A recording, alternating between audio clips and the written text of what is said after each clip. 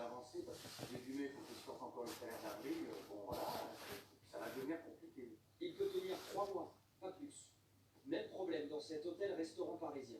Le gérant, lui, aurait aimé qu'Emmanuel Macron autorise à nouveau le service à table, en respectant les règles de distanciation sociale. Il a un plan.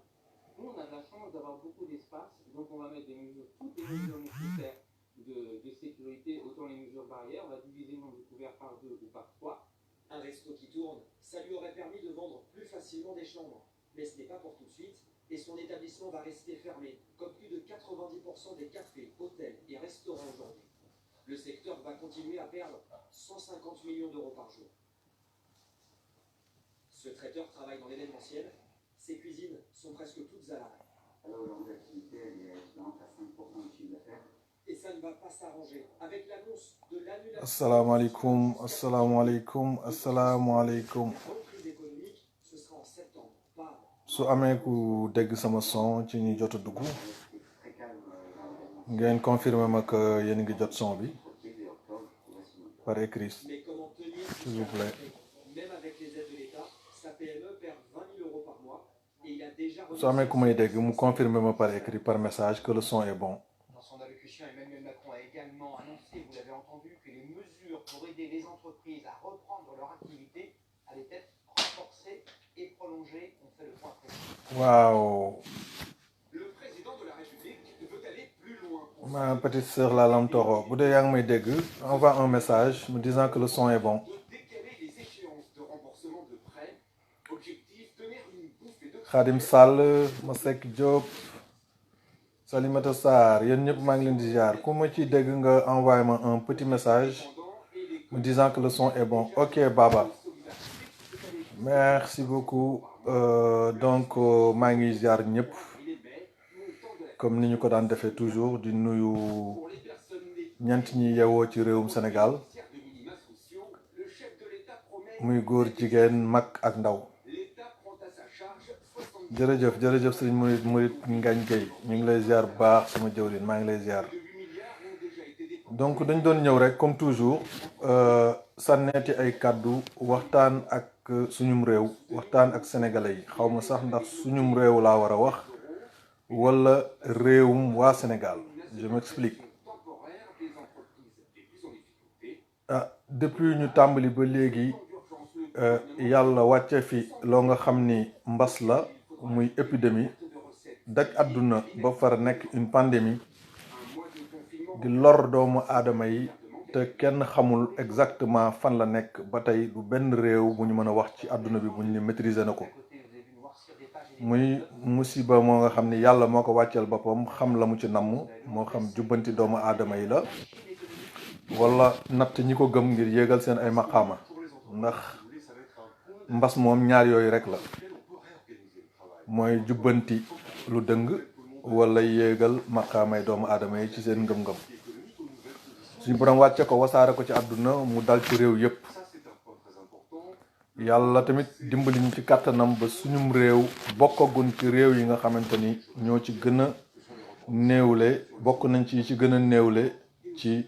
musiba mi ni mu fa agsee donc ñoom ñu toll ci phase fagaru muy lu war fagaru boobu ñu ci gis ñoom ni ñu ko doxale muy waa Sénégal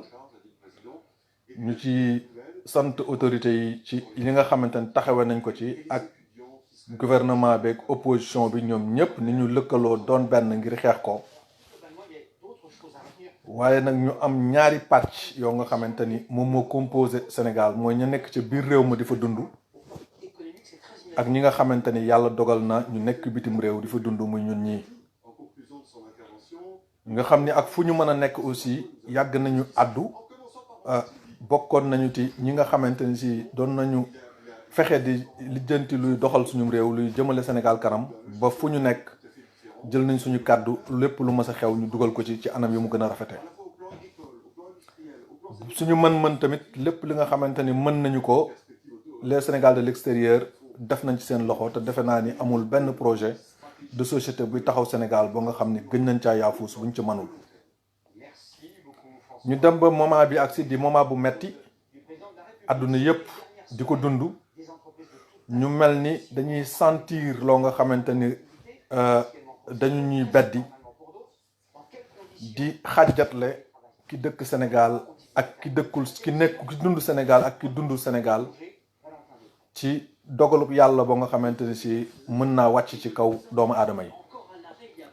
ñu gis réew yëpp fu mel ni France tey ñu ngi protéger nit fu ñu mën di nekk. man mi rek bërki Dembo Ndiaye ku ne xam na ni frontière yëpp tëj na, mais je suis rentré en France ci kàttanu yàlla ak ndimbalu waa France nga xam ni ñoom ñooy saytu seeni nit fi ñu nekk fépp ci àdduna bi, ñu leen di dajale di organiser bay am ay vols spéciaux yu ñu leen di rapatrier di leen indiwaat ci réew mi. Donc ñu ngi def lu ñu mën pour dajale waat seen ay nit seenum réew. ñu defee ni tey suñu gouvernement aussi donte ñoom dañuy roy rek lépp lu France def jàpp nañu ni noonu lañ ko war a defee ñu mën a roy bokk yu baax yooyu, waaye déploré nañu tey wax dëgg yàlla ni ñu taxawee ci wàllu sénégalais de l'extérieur yi.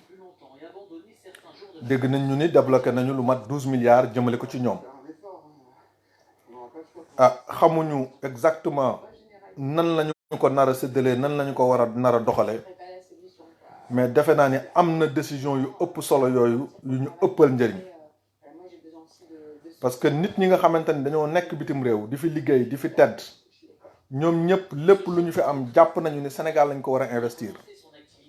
kenn koo ci yee rek muy sénégalais bu nekk bitim réew bu ne la fii laa fas yéene dëkk, fii laa fas yéene deewee amul. tey nga xëy lu toll ni sa gouvernement di la génneel un discours à savoir que ku deewati ci mbas mii foofu amatoo autorisation ñuy indi sa néew bi foofu, ñuy koy indi Sénégal suul si ko ci sa wetu mbokk. suñu ko waxee ci cadre islam dañuy xàjjatle ba tax na volet boobu sax duñu ci dugg. mën nañ caa tontu, mën nañ koo layal ci diine, waaye waxuñu ak ay musulmans, ay sénégalais la ñuy waxal. waxuñu ak ay murit, waxuñu ak ay tijaan, waxuñu ak ay layeen, on parle avec des sénégalais. donc ñu jàpp ni gouvernement rôle am mooy dalal xelu population ak fu mën di nekk. ñu jàpp ni gouvernement rôle am mooy ak musiba mu mën a dal ci peuple am mu protéger leen. ma am rek benn laaj bu may dugal, bu fekkente ne am na ku ma ci tane ci ñi nga xamante ne ñi ngi ci panel bi sax ñu mën ma cee jàppale, mooy gouvernement nan lay def ba Sénégal ki fa faatoo ci mbas mi faatoo biir Sénégal ñu dem jël ko defar ko denc ko te du wàll kenn, te loolee mënuñu ko ci ki nga xamante ni mbas mi dafa faatoo bitim réew te mbas mi faat ko. laaj boobu laa bëggoon ñu tontu ma ci. su fekkee gouvernement am nañ anam yoo nga mi ca Fann mara day taal yi yéene wuñ ko kenn, mbaa mu faatoo ko ca beneen hôpital ca Sénégal, naka la ñuy def ba teg disposition yu ñu koy demee denc ko te du wàll kenn, te loolee mënaluñu ko ki nga xamante ni dafa faatoo bitim réew. laaj boobu laaj bu ma bëgg ku ma ci tane nga tontu ma ci la. ndax argument bi ñu jox ba tax ñu ni ko faatu ci mbas mi bitim réew kenn dootu la andi, argument wàlle la ñu wax ci li ci ëpp. defe naa ni nag déjà amuñu certitude médicalement parlant et biologiquement parlant, amuñu certitude ni néewu coronavirus mën naa wàlleeti wala mënta wàlleeti. un docteur italien def na ci chronique bu gudd ne néew bi mënatul wàll kenn dès l'instant où nit ki dee na, le virus n'est plus en vie dans son corps. ni nag quand même substance yi nga xamante ni day génnee ci moom, substance yooyu boo ko laalee mën na la wàll, ndax substance yooyu mën naa am mu am virus bi superficiellement ci kaw yaramam. ba tax na ñoom dañuy jël aluminium enveloppé ko ba pare def ko ci kees boo nga xamante ni hermétiquement fermé, leer na ne dara mënul génn ba mën a wàll kenn. waaye sama question day ñëwaat, mooy ki faatoo ci mbas mi biir Sénégal ñu mën koo jël dem denc ko, donte ñaari nit koy denc wala ñett, te wàllul kenn génne ko hôpital yóbbu ko denc ko te wàllul kenn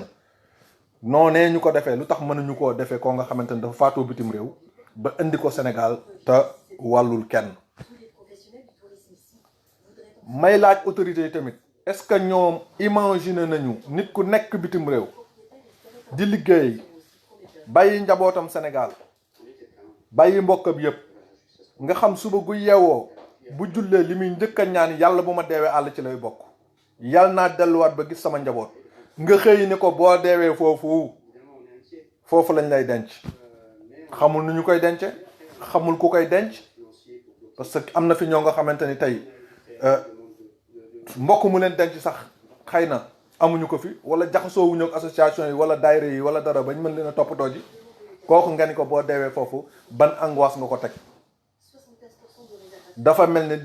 pour man dangaa bedd nit ki ni ko bokkatoo ci réew mi donc loolu sànq certains sénégalais la parce que am na ñoo nga xamante ni bu ñu consommé tey waxu gouvernement boobu ils vont se dire man lan lay wutee ci Sénégal boole ko stigmatisation bi nga xamante ni képp ku nekk fii boo ko vivre tamit dégg nga ko nañu toog fa ñu nekk bu ñu feebaree bu ñu fi ñëw am na ñuy dem sax bañ saaga am na ñuy dem bay dem gendarmerie di sosal ay nit yoo nga xam ne ña nga Europe naan ñu ngi seen kër dañoo ñëw di nëbbatu gendarmerie aussi defe naa ni ak lu ñu mën def seen liggéey ak di mën saytu war nañ mën a xool lu yanu maanaa ak lu yanuwul maanaa képp koo nga xam dem nga gendarmerie sosal fa nit te du dëgg ñu teg la ay daan yow mi nga xamante ne yaa sosoon loolu parce que angoisse bi nga teg famille kooku aussi war nga ko fay war nga ko payer donc may ñaan ñu delloo ci xel yi mbas mi gënuñu cee mettile te ñoo ci ëpp nombre bu ñu naan ay jullit lañu ab jullit nag fa muy commencé mooy bu yàlla diglee mu def bu yàlla teree mu bàyyi waaye lu yàlla dogal mu neex ko defe naa nag lu yàlla dogal mu neex la dëppoowul ak tey mbas am épidémie am pandémie am ngay boddi sa mbokk di xas sa mbokk di saaga sa mbokk di ko wax ni ko fa nga nekk yëf yu ëpp fa na nga fa toog te yàlla mi ko def foofa bu ko neexee wëlbati ko def ko fa nga nekk kenn ñaanu ko yàlla parce que Sénégal la ñu gënal fépp ñoo ngi vivre France yëf yi bari fi ba bëgg a dee mais bu ñu xëyee yàlla mi ñu tiim xam na ni bala bu ñuy ñaanal France tamit bala ñuy ñaanal France Sénégal la ñuy njëkk a ñaanal Sénégal la ñuy gën a xalaat donc danoo jàpp ne ñun fii tool rek lañ fi ñëw dañuy liggéey wàcc delluwaat ca réew ma bokk ak waa réew ma li nga xamante ni si jëlee nañu ko fii ki nga xam ne nag moom bu yeewoo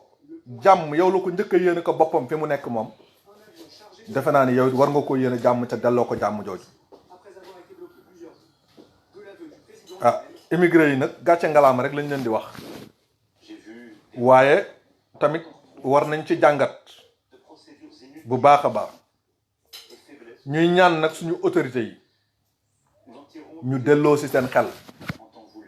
te xalaat yàlla te xalaat population bi xalaat seen bopp ñaata autorité ñoo génne àdduna bitim réew kenn moomul sa bakkan ba ci Macky Sall moomu di président de la République xamul ba xam suba dina yeewoo bakkanam de xamul fu muy génne àdduna donc xëy de décréter naan bépp sénégalais bu dee ci nangam ci bitim réew foofa lañ lay denc loolu pour man du responsabilité état musiba mu mën a daanu ci kaw peuple am dafa war a jël ay responsabilités encadrer ñëpp au même pied d'égalité donc ñoom ñooñu ku ci deewe woon àll bëgguloo ñu bàyyi la àll te autorités yu bari àll la ñu deewe ñu ci deewee Sénégal ñu ci deewee bitim réew moom moo ko ëpp te ñoom ñëpp andiwaat nañu leen ci réew mi denc leen te kenn lijjantiwul ci lan la ñu deewee coronavirus képp du malade du moom dong mooy maladie buy wàlle ah tuberculose day wàlle ak tant d'autres maladies donc na état bi jël ay responsabilités am te revenir sur ses décisions ñu ngi ko koy ñaan solennellement di ci interpeller aussi au passage suñu député de la diaspora yi honorable député Mame Diarra Fam ñu ngi lay interpeller à ce sujet honorable député Nango Seck ñu ngi lay interpeller à ce sujet ngeen wax ci fañ ko war a waxee décret yooyu ñu revenir ci te xool yeneen solution yu ñu tegal nit ñi yu mun tax nit ñi indi seen ay néew ci seeni mbokk d'une manière sécurisée ñu denc leen fi ñu bëgg ñu denc leen fa doomu aadama bi kat bu génnee àdduna loolu kese la fi dese ay mbokkam xam fa ñu ko def di fa jaar di ko ñaanal loolu dong la fa dese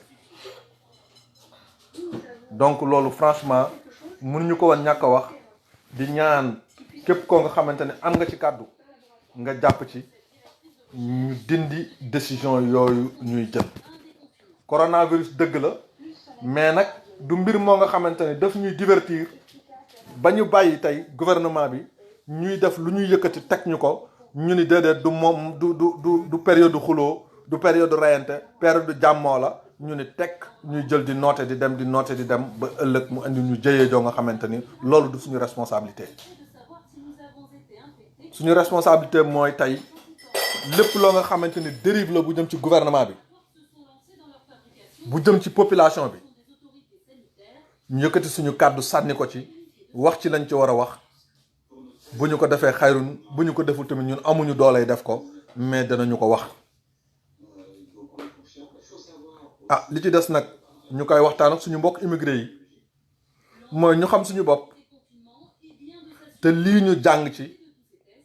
lan lañ ciy jàng mooy que yàlla won nañu ni puissance nekkul fenn fudul ci moom ñu préparer suñu bopp dans toute chose malheur est bon xalaat ci te positiver ko jéem a àndandoo jéem a booloo créer ji des sociétés nationales à l'intérieur du pays piloté ko ñun kese jéem a ñibbi te def li ñu war participer au développement du pays à l'intérieur du pays mën nañu ko am nañu expérience bi am nañu ressources humaines bi li des rek mooy àndandoo booloo je dis souvent que 100 000 Sénégalais yu àndandoo liggéey bu yàggee bu demee tuuti dinañ def loo nga xamante ne du ñu soxla ndimbalul banque du ñu soxla ndimbalul état te lépp lu ñu bëgg a créer dinañ ko créer ci secteur yépp donc loolu rek moom moo ñu dese il faut que ñu dajaloo il faut que ñu booloo il faut que ñu xalaat un retour prospère un retour boo nga xam ni dañuy permettre ñu dem liggéey ci réew ma ba kenn dootuñu mën a tee boddi li daal la ñu waxoon que ni fokk ñu jottali ko di ñaan yàlla mu jële mbas mi ci àdduna bi yépp képp ku mu dal yàlla na la yàlla yëkkati ku mu dalagul yàlla bu mu la dal di ñaan encore une fois état du Sénégal xoolaat bu baax ce genre de décision revenir ci te fexe ba néew yi di ñëw Sénégal ñu sécuriser ko nañuy denc néew bu nekk Sénégal bu coronavirus rey mën nañ koo denc néew bu génne àdduna bitim réew bu coronavirus rey te du wàll kenn ku ko man Sénégal man ku mënal ku nekk Sénégal mënal nga ko ku jóge France ku jóge Italie ku jóge feneen ñu ngi ñaan yàlla sax nag yàlla bu fi yàlla rey benn sénégalais bañ koy yóbbu ci barke yonent bi sallallahu alayhi wa sallam asalaamaaleykum wa rahmatullah di sant ñëpp di gërëm ñëpp di leen ziar